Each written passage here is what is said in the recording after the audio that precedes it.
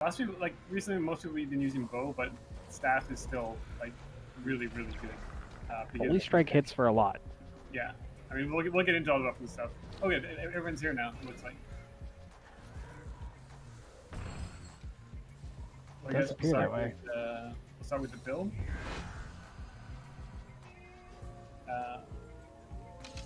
So the build is pretty. It pretty much is just about optimizing how much like damage multipliers you get. Virtues is selected because virtues are really good on Dragonhunter. Virtues are your spear, your wings of resolve, and shield of courage. The three things above your main weapon action bar. And what virtues does is it lowers the cooldown of all the virtues, I believe. Yeah, by 15%. So basically, in the virtue line, you base yourself for damage. Unscathed contender is the first thing, and that's basically you're not gonna have that all the time. But when we're range poking with bow or staff, you will have that before you get hit. So you'll just be doing straight up 20% more damage. You'll get it throughout the fight as well from firebrands and stuff. So it's just the best choice of those ones, and 20% is a lot more damage. So if we get off like a coordinated spike but nobody is hitting us back, you're doing a lot more damage with that. Let's move to the next one. Inspiring Virtue. This is really good. Basically, when you activate a virtue, any of the spear, wings of resolve, or your shield of courage, you get 10% more damage. Another 10% is always good.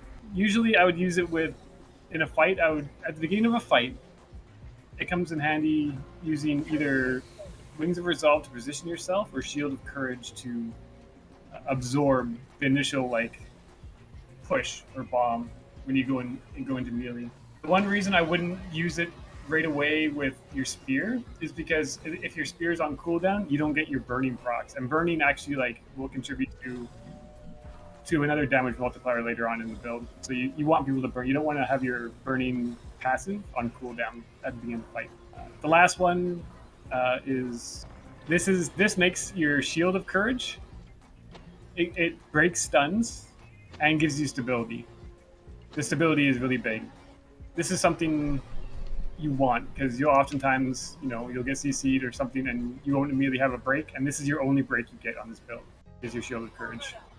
It's important to save that for when either you're going to absorb a ton of damage or when you get CC'd and you need to get out. So that's why the Virtues line is picked. And then the second to last one, the little Power of the Virtues, is the thing that gives all your virtues, your spear, leap, and shield, 15% cooldown, which is very important because they're all really good abilities. The next trait line is Zeal. There's the extra fire damage right there that we get from our passive Spear of Justice. As long as Spear of Justice isn't on cooldown, every fifth attack, I think, will burn somebody. And people who are on fire take 7% more damage. So that's why we use that. The next one, Zealous Blade, is literally just for the 120 power. Just more power, more damage. You do get bonus power if wielding a greatsword, though we do not do that. And the last one is a very important one, Symbolic Avenger. Basically, all your symbols, every time they hit somebody, you get 2% more damage, up to a maximum of 5 stacks.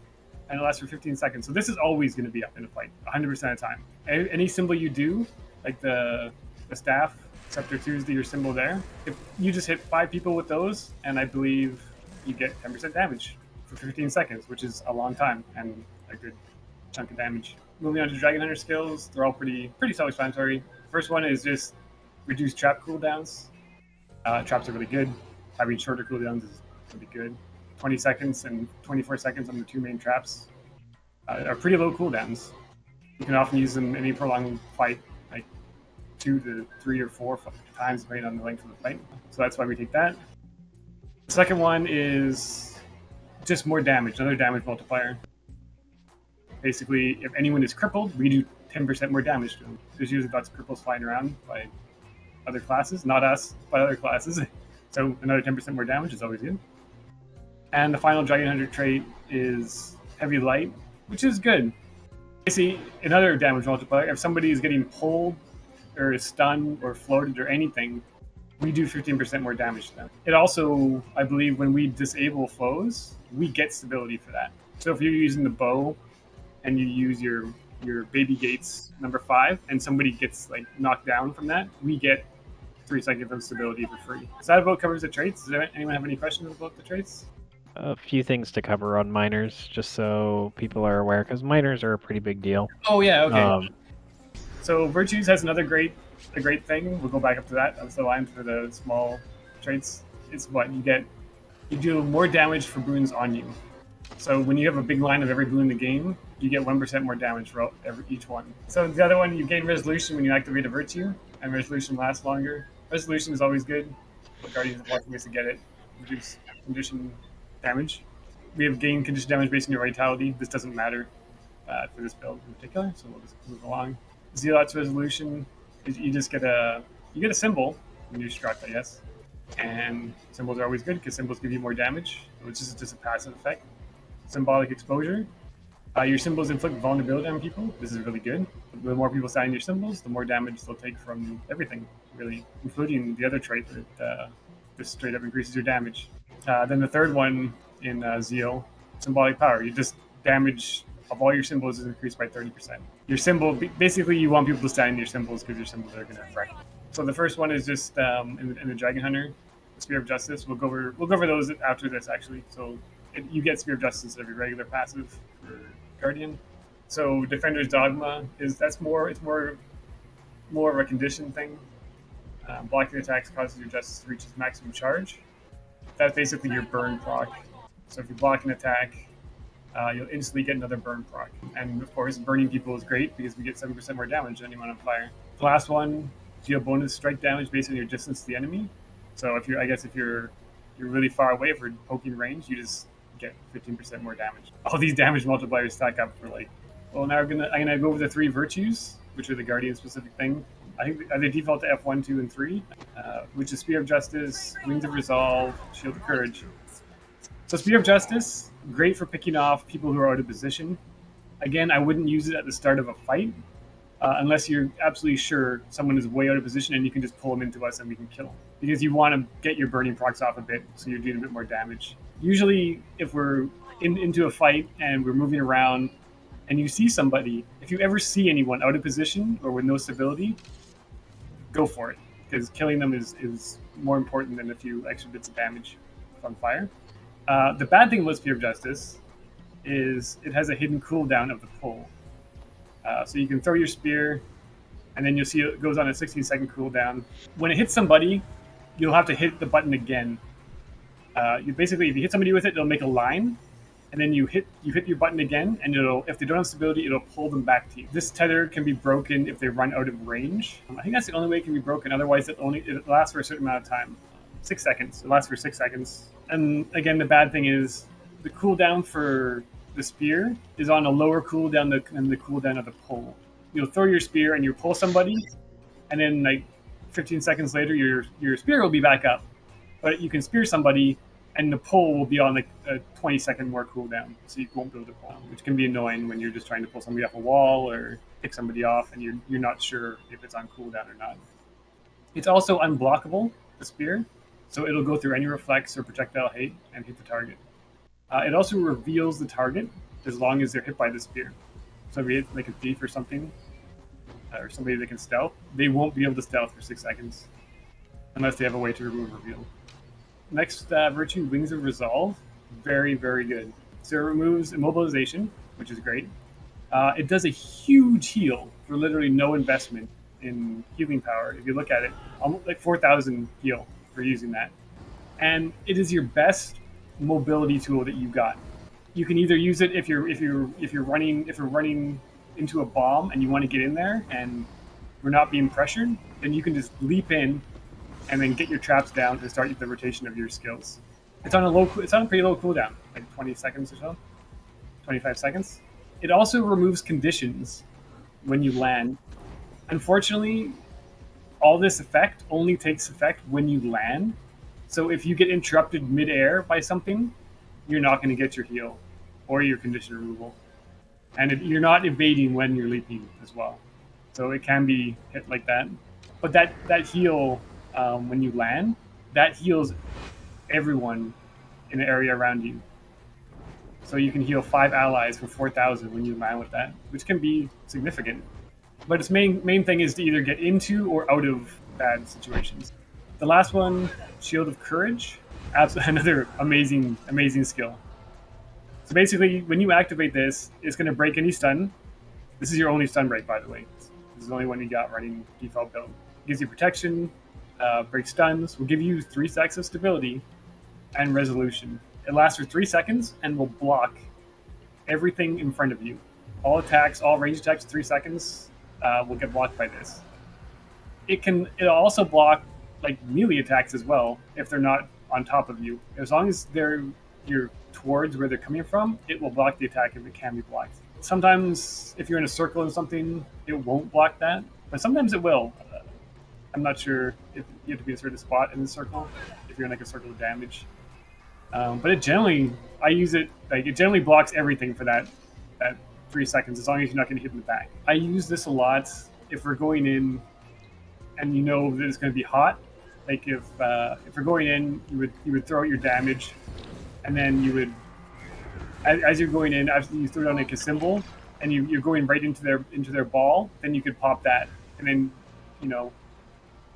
when you're this close is when you want to be on Scepter and Torch, and you would do the Scepter and Torch rotation, along with like Spinny Sword and traps. But I'll get to that when we get to the skills.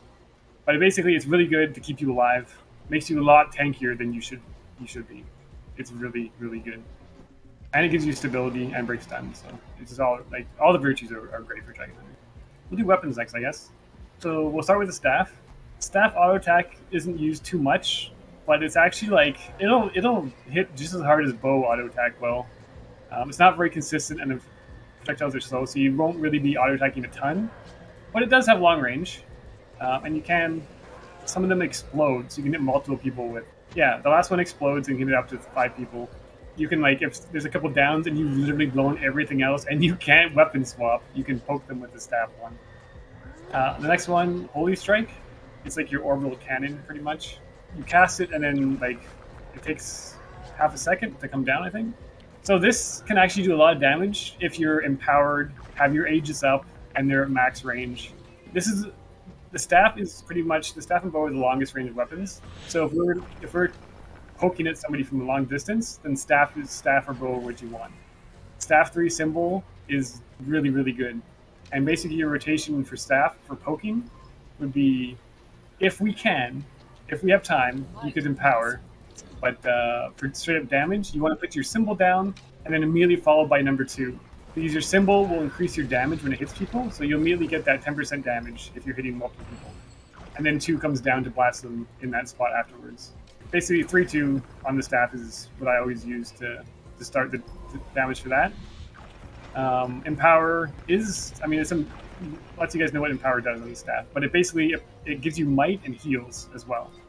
And it's not it's a good utility heal. It's just like, you use it and it'll heal both, with no healing power, it'll heal 3,000 life to everyone around you in pulses, which is just nice. It'll keep you alive in those situations where we're just it's a continual fight, and any little bit of support just helps. And it buffs everyone with 12 stacks of might. It's great for damage. The last skill on staff is Line of Warding. This has many, many uses. Obviously to stop people from getting away. Sometimes, if you have time, you can just throw it to block, throw it in the path of the Zerg that we're engaging, if only to remove a stack of stability from them if they run through it. But most of the time it's used to, if people are running away and we're trying to pick them off, you want to put it in front of a door, put it on a stairwell, anywhere where they're about to go. It does have a somewhat long cast time, like a second, so you got to really lead where you're going with it. But you can do it while you're moving. Yeah, it's good. Staff's a really good weapon. I find it's more useful in big fights because, the bow has the baby gates and stuff like that, which are really strong. The staff will put up more consistent damage with Symbol 3, Holy Strike 2, and even just its little ability auto attacks if they can ever get through. The thing about all Guardian symbols is they don't care about any ranged hate. They'll go through any bubbles, anything like that. They'll just go where you place them. Same with 2. I don't think it even counts as a ranged attack because it'll go through shields and reflects and everything, which makes it really powerful for groups that just constantly have projectile hate up. We'll move along to your main deeps set, the Scepter Torch, the Scepter does not have, it only has 900 max range. So you're going to be, this is not max range poking.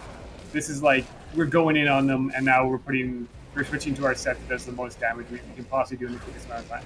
Basically, the rotation for the Torch is, again, you lead with your symbol, and then you want to, basically, Torch 5 is really good, but you want to make sure you're in the right position to use it. It's not something you can just, like, stand back and do.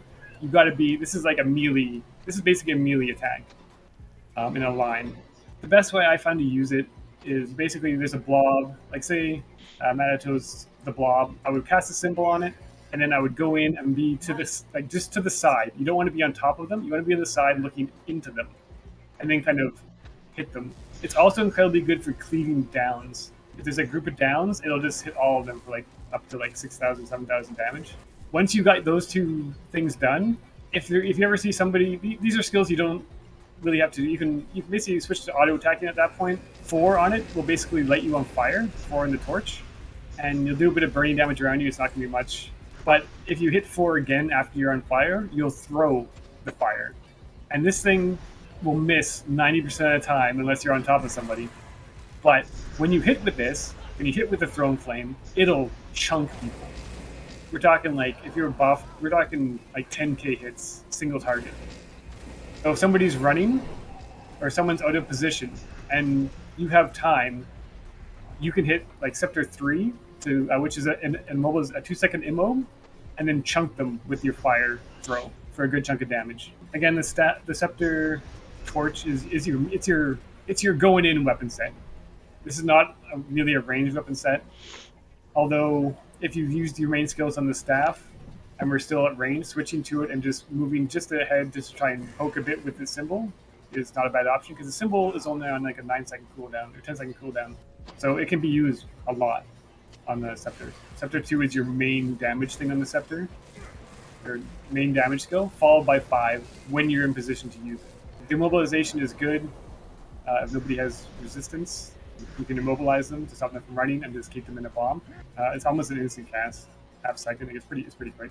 If you use all your skills, you can auto attack if you need to. It auto attacks really fast, and the damage adds up really quick. If they're moving away, it's harder to hit them. But if they're down or something like that, you can just really spam them a bunch with it, and it'll add up really quick.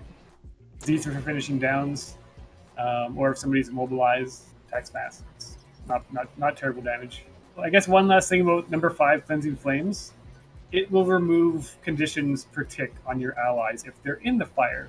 Usually they're not in the fire, but it's a thing that it can do. I'm going to swap over to the bow. Bow is your alternate staff. Its 5 skill is pretty much what makes the bow. So we'll start there. Hunter's Ward. This is the Baby Gate one. A couple months ago, they actually recently buffed it, so the channel is a lot shorter. When you fire it, watch the bar underneath your character, because the second that bar is finished, you can then move and do other stuff. It used to have a long channel, but now it's actually relatively fast. This is used if Atros is going to like bomb somewhere, and he's counting down to a pull people to a spot. You can pretty much precast this at his location that he's marked. So by the time things are pulled into it, they're going to be getting down and baby gated into that spot. Not only does the channel cripple them and do little bits of damage, the final impact damage is a lot of damage. It'll often hit people between 5 and 6, 7k damage. It does a lot if they're in there. And the second they get hit by that puts them in the baby gate, where they would need stability to get out of it. I find the bow is better fighting smaller groups when there's not as much projectile hate as large groups can produce. The bow auto attack, it's not terrible. It pierces targets, so if you shoot somebody with it, it'll just go right through them, and anyone in the line will get hit pretty much up to a maximum of 5 targets. So you can line up people with it, and there's no projectile hate. It'll go through everyone. Another great thing, if it's smaller groups, and you can find somebody who's out of position and there's no projectile hate around them. True Shot is your highest damage ability you got, pretty much on the Dragonhunter, your highest 1 damage shot. It also pierces people, and it has a longer range than all of your other bow attacks. It has a 1500 range, and the bow just has 1200. So this one shoots slightly further. Your big damage attack. You can chunk people with this when you're in an optimal setting for about 10k damage if it hits them, and they don't have any toughness or anything like that. So it's it's your biggest hit. It roots you in place when you move it or when you use it. So you got to stop moving in order for it to go off, because if you move while it's channeling, you'll break the cast. Deflecting Shot, probably the most awkward skill to use on the Guardian. Like try using it when you're moving, and you'll see what I mean. It's slow. The projectile is slow. The cast time is slow, and it'll often come out after whatever you're aiming at has moved out of the way. If you've exhausted every other ability on your bow, and your traps are gone, and you have no Swords of Justices left, feel free to shoot a Deflecting Shot into their ball, and maybe it'll do something. It's unblockable, and if it hits somebody, it'll strip the thing of stab if they have stab, or if they don't, it will knock them back a bit. It's a very small knockback. So the symbol for the bow is 4, and this skill, it's hit and miss. This is the only symbol in the Guardian's arsenal that can be stopped by ranged hate. Any shield, reflect, anything that destroys projectiles along the path of this shot will destroy it, and you will get no symbol where you shoot. Since it's a projectile, it also takes into account terrain. Like if you come over here and try and shoot like a symbol down, stand here and try and shoot one down like on the middle of the ramp. Like hit 4, you'll see how it's hitting in front of you and not where you're aiming, right? Because the projectile is hitting the ground in front of you. It'll be the same. It should be the same for when you're trying to shoot up a hill. If I try and shoot up like past everyone, it just hit the rim instead of going where I actually shot it. So you have to be really careful. Like you always want to try and use this skill. What I found the best way to use with it is instead of shooting directly at the group, you want to shoot ahead of where they're going, where their projectile hate is not, and where they're probably going to run over it instead of directly at them. Otherwise, it's just going to get eaten and it's not going to do anything, which is what usually happens, even if you try and aim it not directly at them. There's so many shields and AoE projectile hate that you have to be really careful when you use this to try and actually get it to do anything. That being said, it is a symbol. It'll increase your damage if it hits the enemy. It gives vigor, too. That's the thing it does. Hard to use. It can be used. You should definitely always try to use it. It's definitely, like after you use 5, I would try and use it. Get it somewhere where it might be able to nick the side of their group.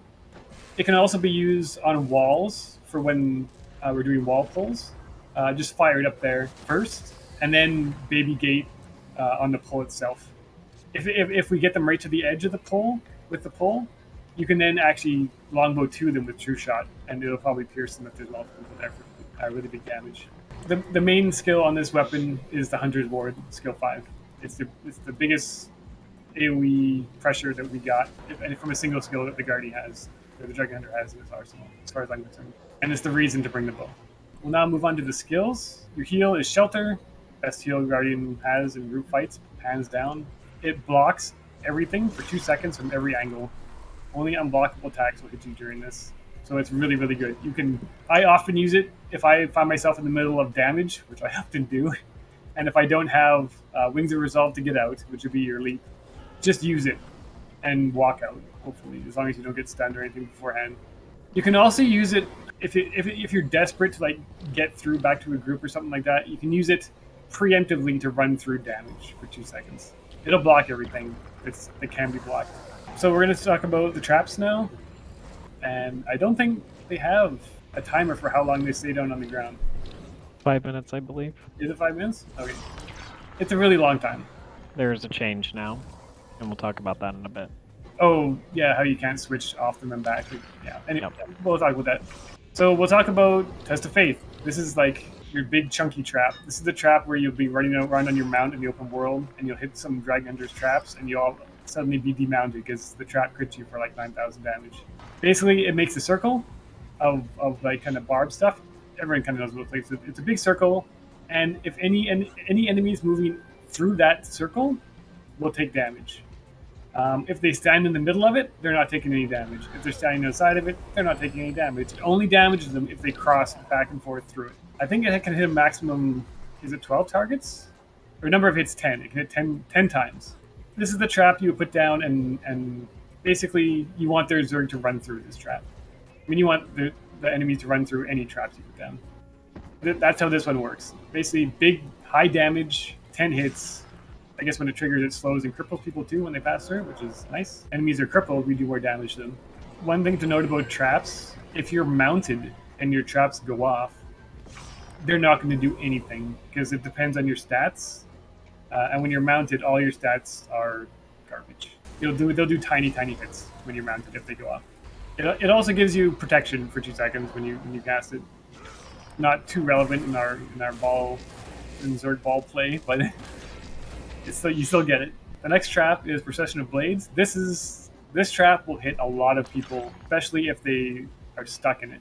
This is the one that it pops and then spins for 2 seconds or so, and basically does a bunch of little hits. But it does 10 hits to anyone in it, and they can hit multiple people. It does a lot of damage when people are standing in this trap. Usually the Zergs or people we fight will be moving through it, but it'll still chunk them and it'll move Aegis. So it's a really strong hitting, multiple hit attack. Between both the traps, basically you jump in. Whenever we're going into like bomb, or if our enemies are moving towards us, basically you want to put this either just before where they're going or on top of them. And usually I just dump both my traps immediately once I'm inside their ball or in front of where they're going. And then you use a combination of your weapon skills and virtues to either kill them in there or relocate to a better position or back to the group. What I find usually, actually I'll go into this all at the end once we go through all the skills. You also get Fury on it, which is nice. Second to last skill, Sword of Justice, the spinny sword, spinny boy, whatever you want to call it. It looks pretty sad, but it does a lot. You get 3 of these things. They recharge really fast. And you just basically, once you've used your symbol and like if you're on your Scepter Torch, if you use the symbol and you've used your 5, you just start tossing swords in there and auto attacking. The swords are really good pressuring like tight groups of people or putting them in front of where they're going to strip Aegis and just cause damage. It does a lot of damage. They're really good on walls as well. When we pull people on walls, you put your symbols and then you follow up with the spinny sword. And combined with all that, usually the people are very hurt. Again, they recharge fast, so don't feel like you need to hold on to them. You want to get them in there, just wherever the most concentrated mass of enemies are. That's where you want that sword to spin. It cripples people and causes vulnerability, and it's like significant of both. Coming to last skill, Renewed Focus, the best elite guardian we'll ever have, ever. Nothing will replace this. Ever. So what this does, duration 3 seconds. You hit it and you're invulnerable to everything for 3 seconds. You don't want to dodge during this because it will break it early. And will it give you it if you break it early, or actually do the thing it's supposed to do? It also, when it finishes, all of your virtues are refreshed. So if they're all on cooldown and you use Renewed Focus, after it finishes, after your invulnerability period, all your virtues will come back up. And all your virtues are awesome. So if I use this, let's see if I roll and cancel. Yeah, okay. So if you roll while you're invulnerable, it'll cancel it, and you won't get the bonus. All your stuff won't get refreshed. So if you're using it, never roll during it. You're using this to get out of bad situations almost all the time. You find yourself surrounded by red, and you're getting stunned, and you're getting shit on. Pop Shield of Courage if you have it, because it'll break any stuns, and then immediately hit Renewed Focus. If you don't have Shield of Courage, pray that you get out of stun before you're dead. And then use Renewed Focus, run through everything to get back to where we need to go.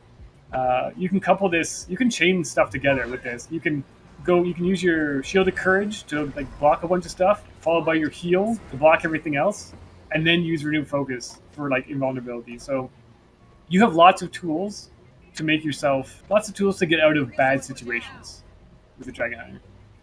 And again, other than being invulnerable, which is awesome, the main thing is it resets all your stuff. So if you've used your Get Out of Jail Free cards and your Wings of Resolve and your Shield of Courage, and you're still in the heat, You use Renewed Focus, become immune to everything for 2 seconds, and then you get to use your Rings of Resolve and your Shield of Courage again to hopefully survive. It has a long cooldown, so make sure when you use it that. I mean, honestly, you're using this to survive. That's it. That's pretty much it. So if you're about to die and you're out of everything else, you use this skill. And sometimes you use it to preemptively not die. Where if you're like, I need to go through all this damage to get back to my group or something like that, so I'm just going to pop this and just, walk through it and rejoin with our group. All right, so now I'll go into like damage rotations and stuff. So basically, we'll say this this torch is like the enemy for your initiation when we're going in on them, and Atros is pulling over. We're doing our bomb. We'll start with Longbow. Use your bow skills. You do your 5, followed by 4. You want to go in Scepter 2 on the way in. Then the second you arrive is when you put down your traps. Then you 5. The second you're in range of them, the very first thing you want to do is put down both your traps on them. The second your traps are down and going, that's when you'll do like Torch 5. The second Torch 5 is over, you then just spam your sword and your scepter symbol when it comes back up again. So you just keep on putting pressure on them with your symbol and your sword. If you're using bow, I wouldn't swap back to it for a bit because, again, your best skill is Hunter's Ward, and that is actually on a fairly long cooldown of 40 seconds. If you're using staff, you can actually switch back to it after your scepter and sword rotation because it'll be both the skills will be refreshed by then on your staff. So here we'll do that again, but this time starting with the staff. So basically, if we have time, you want to do your Empower. If not, then we just straight off start. You want to put symbol 3 on the enemies, followed by 2. You're running at them. Symbol 2, both traps, 5 on your scepter, or 5 on the torch, and then swords, auto attack, sword. If you see somebody out of position, you can mobilize them. The second the symbol comes up again on your scepter, hit it again, then immediately switch to staff, and you'll have both your staff symbol and your bombardment ready again, your Holy Strike.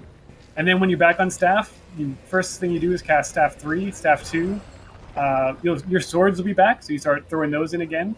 If they're running away, or you can do, well, you're still locked on the staff, you can either empower if we're standing still and could regroup or you need it, or you can throw down your line of warding for some added CC pressure.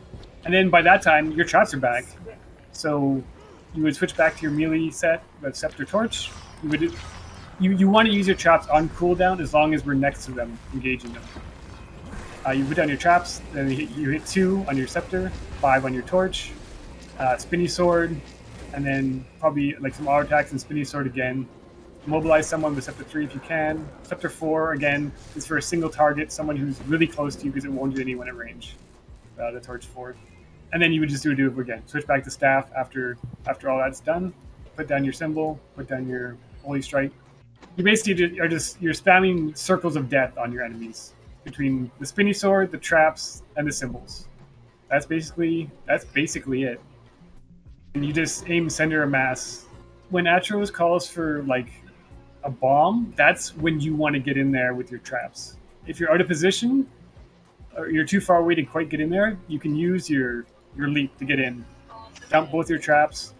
Staff symbol 3, 2, switch to scepter 2, scepter 5, or torch 5, and then spinny swords while auto attacking. And it just keeps, you have this incredibly long chain of damage that just keeps on going. And then again, after you've done all that and put down a couple swords, you can switch back to your staff, and both your symbol and your holy strike will be back up.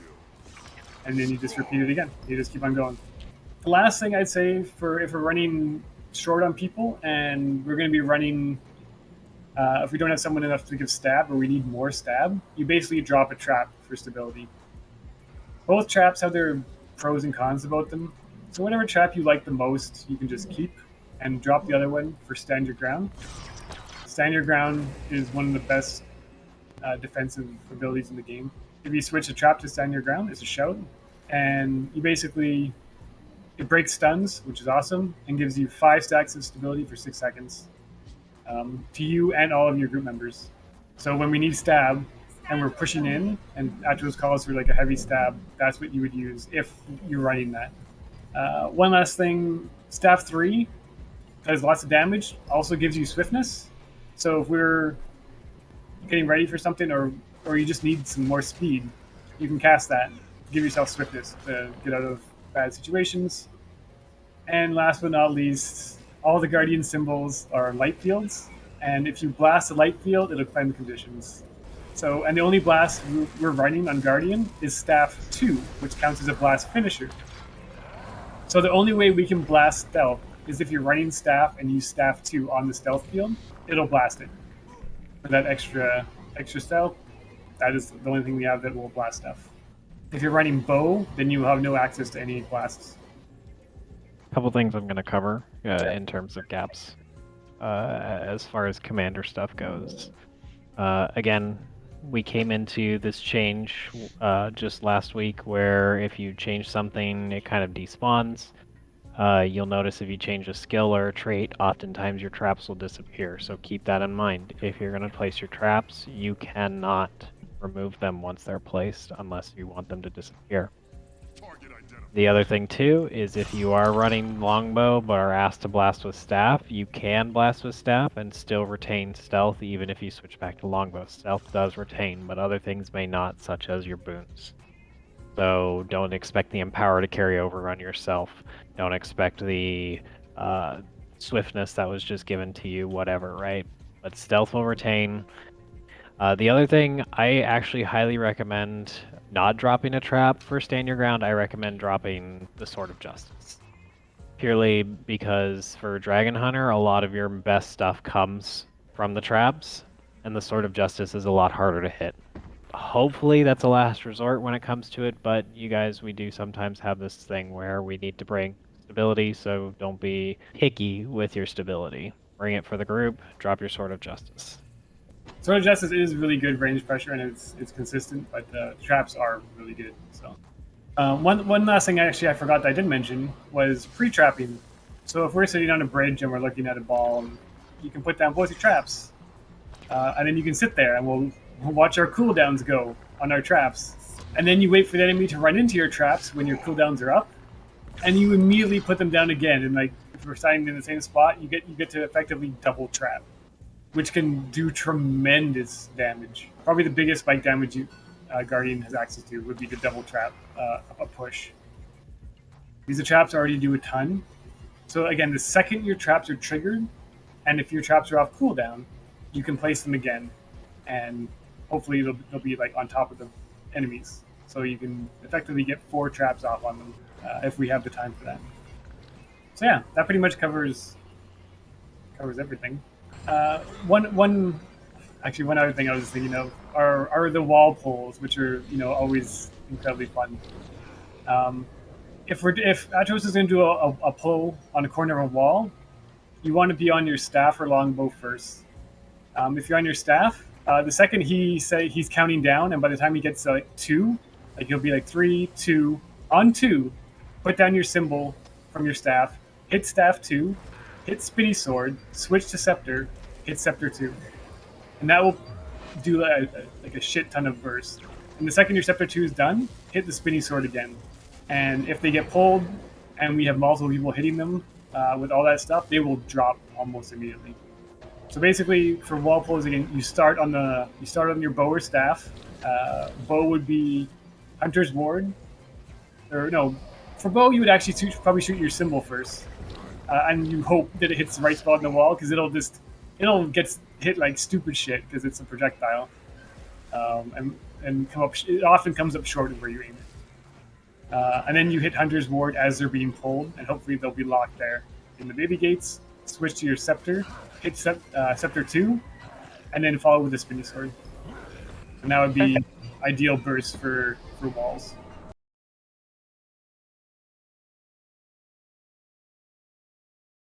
If you send me a picture of your Char's butt, I'll send you a that way you can get money. There's your torch. Oh, this is one of my male char for what that's worth. Oh, even better. You're gonna draw over it though, make sure the cheeks are nice and luscious.